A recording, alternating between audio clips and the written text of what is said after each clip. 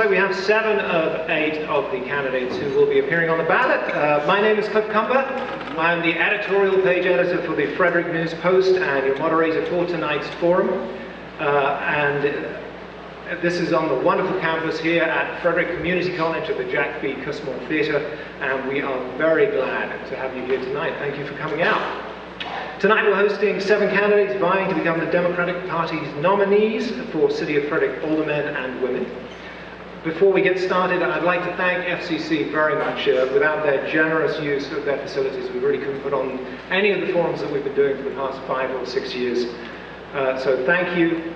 We really appreciate the use of everything, including interpreters for the event. I'd also like to thank WFMD for helping to co-sponsor this forum. You may have heard their ads on the radio. And before we meet the candidates, just a quick reminder, if you would silence your cell phones. We'd appreciate it. Please refrain from shouting or heckling during tonight's event, especially me. And if you are going to throw anything, please aim it my direction, not the direction of the candidates. So let's meet the candidates tonight. From your left, we have Josh Bokee. You can applaud at this point. Thank you. John Daniels. Monica Zumfleck. Jack Lynch, Michael O'Connor, Callie Russell, and all the way down there on the end, Derek Sheffield. So thank you, candidates, for coming. Let's go over the rules for tonight's forum. First, keep your eyes on the lights. You can see 2 down here at the front. Amber is a signal for 15 seconds left in your time, and red means it's time to be quiet. We'll give you a little bit of leeway, but we will cut you off at some point. News Post Managing Editor Terry Headley is down there at the front, and I can vouch for the fact, because he's my boss, that he is absolutely merciless with the timing. And we'll begin with a 1-minute opening statement from each of you proceeding down the line here in alphabetical order. For our question and answer rounds, you will have one that is a general question. That is one question that will go to each of the candidates. You'll each have 1 minute 30 seconds for your answers. In round 2, we'll ask you a unique question. That is, each one of you will get your own question. And candidates will have one chance, and one chance only, to pick one of those 6 questions that go to the candidate who's not being questioned. And if you wish to use 30 seconds, you can use 30 seconds. Pick one of those questions to follow on or answer. So make sure that you choose your questions wisely, because once you've spoken, you won't be able to speak again. Our 3rd and 4th rounds are going to mirror, round 2, we do round 2. Our 3rd and 4th rounds will mirror the 1st and 2nd, then we'll give you each a minute to sum up your candidacy in closing statements, and we'll do that in reverse alphabetical order. So let's get going. We'll start with our opening statements first, and we'll begin with Josh Bokee. 1 minute. Well, good evening. My name again is Josh Bokee, candidate for Alderman. After listening to voters across the city so far, I have 3 top priorities. The first, ensure that every neighborhood is safe and perceived to be safe. 2, ensure that our community is an affordable place to live for both first-time home buyers, but also our retirees. And 3, ensure that our community is filled with economic opportunity. Opportunity to be able to create great paying jobs and careers here locally. Our family calls Frederick home because of all the wonderful things that it has to offer, including our great schools. And together, I believe we can continue to take steps to be ready for the future. This should include fully staffing our police force, going after dangerous blighted properties, being fiscally responsible with our budget, and also bringing back bulk trash pickup and implementing a weekly recycling program. With 20 years of combined private and public sector experience and spending 9 years volunteering here locally, I'm ready to apply my experience, to listen, to collaborate with others, to be able to get the job done ahead. I thank you and ask for your vote on September 10th. Thank you. We'll now take John Daniels. Generally, we don't allow audience applause, but I think at this portion we're going to allow it, and then when we get into the question and answer round, maybe we can all remain silent. Okay, so Mr. Daniels, 1 minute. Thank you. Thanks to FCC and the Frederick News Post for hosting this event, and thanks to everyone in the audience for investing your time to come out and listen to it. I'm John Daniels. I'm running for Alderman to get some things done by promoting smart economic development, applying sustainable solutions to environmental issues, and advocating for safe neighborhoods, good schools, and affordable housing. When I talk about smart economic development, I'm talking about development that pays a living wage, development that embraces 21st century technologies, and development that deals with those issues we have with the blighted properties in our downtown and our entire town. When I talk about sustainable solutions to environmental issues, I'm talking about the energy we use and how we produce it. I'm talking about the waste we generate, how we collect it and how we dispose of it. And advocating for safe neighborhoods, good schools, and affordable housing is just a hallmark of a city that cares about its residents. I'm John Daniels. I'm asking for your vote September the 10th. Thank you. Thank you. We'll now move on to Donna Kazemchak. 1 minute. Thank you. Hi, I'm Donna Kazemchak. I've been advocating for city residents for over 20 years, starting in 1989 as a PTA mom at North Frederick. Yes, I was a PTA mom and a soccer mom, and that's how this all started for me. I care about safe neighborhoods, education, parkland, providing accessible services for all people who live in Frederick.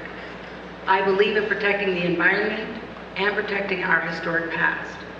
I know we can expand economic development and bring new businesses to Frederick, decreasing the amount of time each of us spends in traffic. I have a proven record of speaking up for all citizens in Frederick, and I would appreciate the chance to serve you for the next 4 years. Thank you.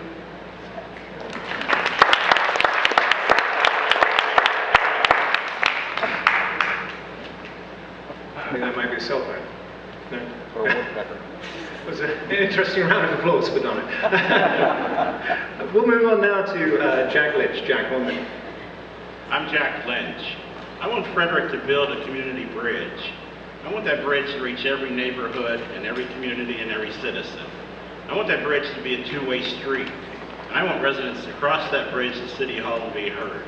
And I want City Hall to cross that bridge and get the same attention and inputs to every part of our city. We're not getting smart growth. We're getting dumb density.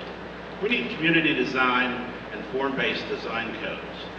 Annexation, zoning, density, regulations, all designed to foster development interest.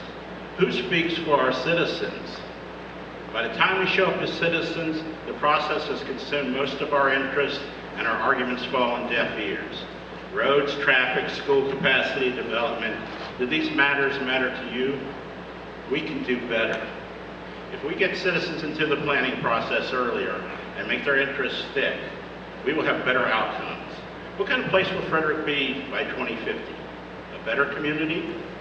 Frederick Douglass said, "Power concedes nothing without a demand."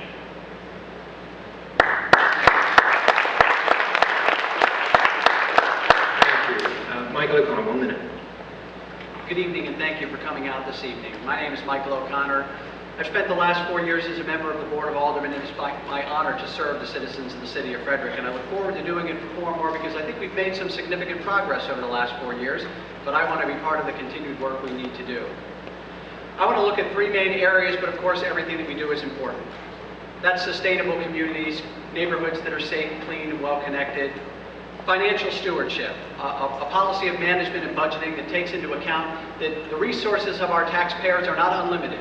And we have to balance those limits with the needs of the residents of the city of Frederick. And the third area is an area that I've been intimately involved with. Prior to being elected to the Board of Aldermen, I spent 20 years in media in this community covering local politics. Citizen engagement is so critically important in the things that we do in this city, and I think it's important that we embrace that as a city. I thank you for being here again. I ask for your vote on September 10th.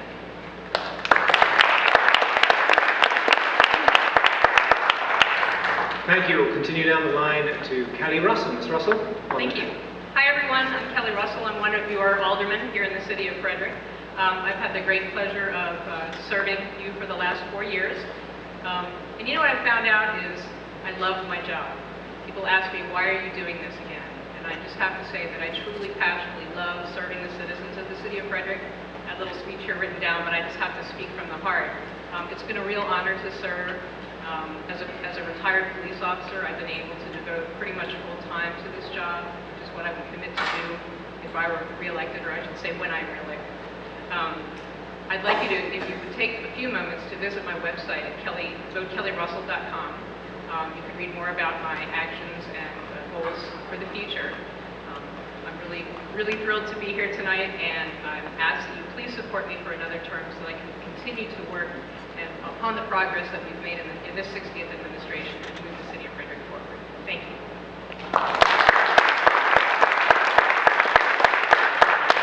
And finally, Dr. Derek Shackleton. Dr. Shackleton, 1 minute. My name is Derek Shackleton. I was born here in Frederick, Maryland, in the city. I've seen the city undergo some great changes, some for the good, and some not for the good. I'm running for alderman because I want to serve the citizens of this city. I love this city, just as everyone in this room does. And I feel passionate about serving its citizens. As I go around our city and listen to residents from door to door, I hear 3 priorities. One being economic development. And economic development in terms of good jobs, but also incubator for small businesses to grow and to expand in our city. Secondly, we look at financial responsibility and physical responsibility. Our government should be accountable and also efficient in its services.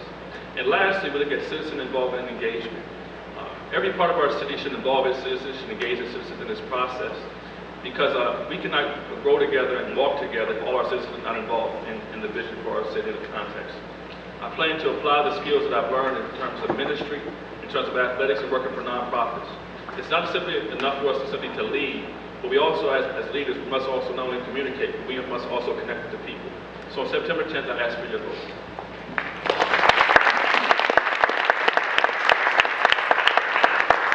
Candidates, thank you for your introductions. We'll move straight into our first general question round. We'll do this in alphabetical order, and then for the third round, we're going to come back this way.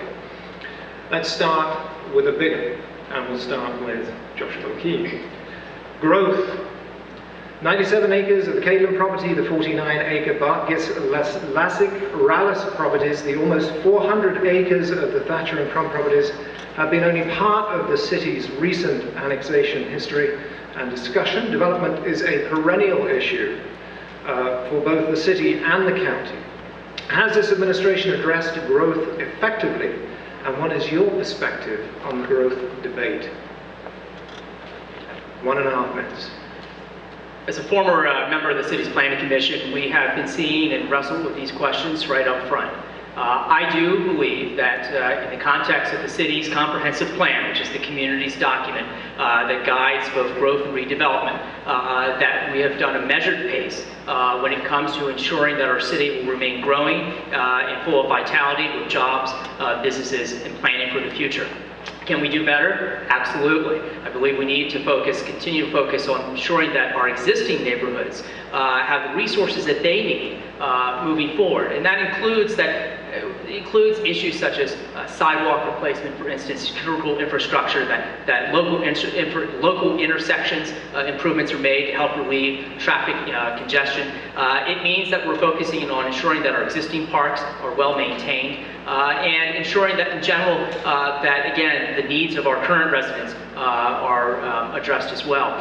When it comes to applications for annexation, there are 2 critical questions that they should always be evaluated at. 1, do they fit the overall plan, the city's plan? And 2, will they benefit taxpayers overall? Those are critical. And we need to ensure that when any new development, and for that matter, redevelopment, occurs, that it's meeting the infrastructure needs that it is creating, that we're mitigating any potential negative impacts along the way. Again, can we do better? Absolutely. But I think that is what we need to be able to do, to focus on our existing neighborhoods in the process as well. Thank you. Very good. John Daniels, 1.5 minutes. I think for the most part, the city has tried to pay attention to the growth. We have divided our growth by state law into 3 tiers, Tier 1, Tier 2, and Tier 3. Tier 1 is that growth area that would include redevelopment of those areas in our city that required redevelopment, such as the east side, where we have approximately 2,000 acres that could be developed or redeveloped. Tier 2 are those growth areas at our current boundary that have the infrastructure in place or could be put in place from either the city or the county. And so when I'm looking at the way we're growing, I think that we have done a pretty good job with staying in Tier 1 and Tier 2, but I would like to see a lot more focus on our infill and redevelopment, that Tier 1 property, that group of Tier 1 properties that we seem to be pushing out farther and farther. And now the East Frederick Rising group is a group that is still attempting to redirect the focus of development to those infill opportunities we have in the city. You know, growth is going to happen. The projection for the population increase in the city of Frederick of 2030 is somewhere in this neighborhood of 93,000 people. That's a tremendous increase, so we have to provide for both the housing and we have to provide the opportunities for the businesses to support those people. So I think that for the most part, we've done a pretty good job. I really would like to think that we could focus more on those infill and redevelopment issues and pay really close attention to those properties that we allow to come in Tier 3 with our Tier 2 annexations. Thanks. Thank you. Donna Kazumchak, 1.5 minutes. I was one of the people who moved toward putting an adequate public facilities ordinance in place in the city and our land management code. The APFO is to ensure proper services for development. So we have enough schools, water, sewer capacity, police, parks, and roads for growth. But we need to also pay attention to the type of growth that we have. Growth needs to be a mixture of business and residential. Otherwise, the taxes won't cover what we need them to cover. The land management code constantly needs to be looked at and changed, and I think that that's something that maybe we don't do as well as we should. It's difficult to move forward with legislation on a regular basis, and I think that this Board of Aldermen has not had the person to help them do that. I'm interested in seeing that happen in the future, but also for the Planning Commission. I think the Planning Commission needs a little more help in moving forward with changing the codes in the future. So I do think we need to annex properties so that we have control of those properties. However, I think that we need to pay closer attention to what our laws say, to the way our laws say that we're to develop those properties. Thanks. Thank you very much. Moving on to Jack Lynch, 1.5 minutes. We can do a lot better. We can do development that builds our community and builds it within our borders. What's the limit? You know, we're at about a 5-mile radius now in the city. Where's it going to be in another 20, 30 years? It's going to be 10 miles out? It's going to swallow Walkersville? Where's the idea of preserving some land around the city? How about a green belt? How about doing better infill? In community design, when the citizens help guide the process on a human scale and get places that look and feel good to be there, it enhances economic development. We have so much opportunity here. There's so many good things we could be doing. We need a green infrastructure plan. We need to talk about sustainability in terms of our growth. I'm all for citizens planning.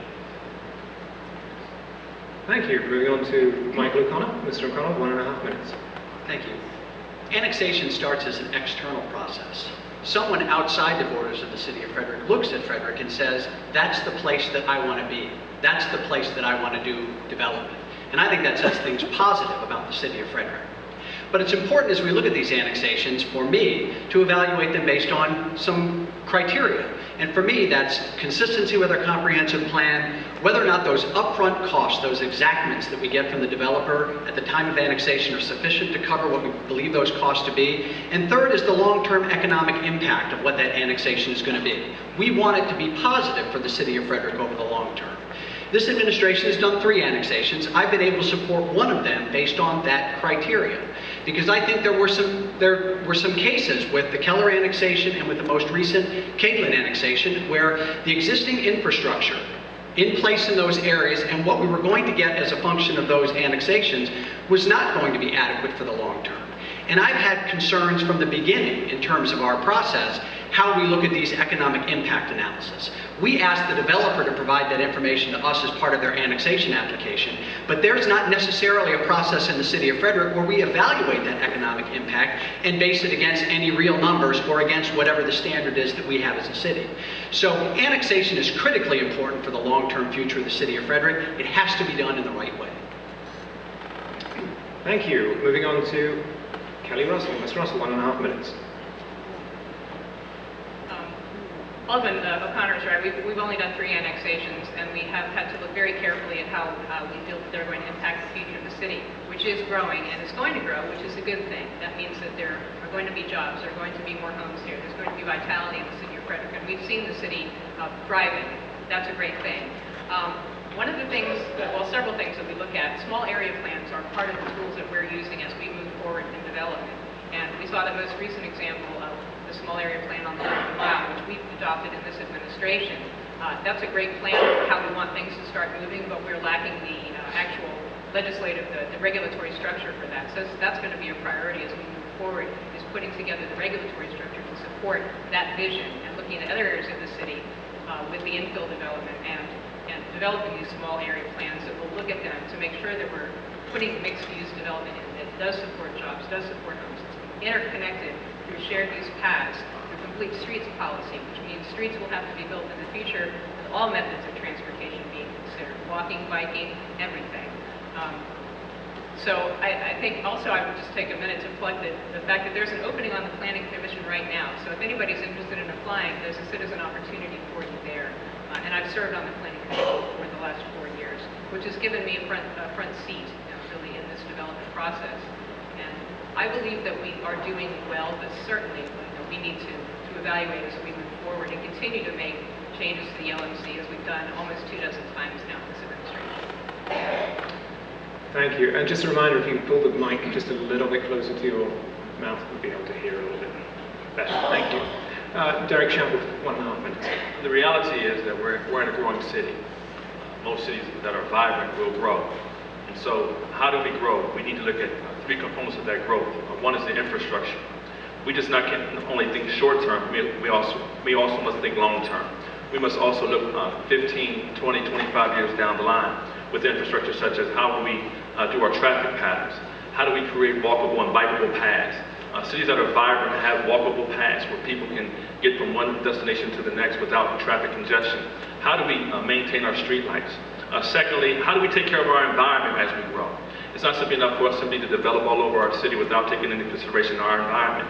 And lastly is affordable housing. As our city grows, we need to look at affordable housing, such as low income tax credits, such as first hometown buyer tax credits, and also rent control. So these are 3 components as a city grows, we need to take a careful look at and how we grow our city. Thank you very much.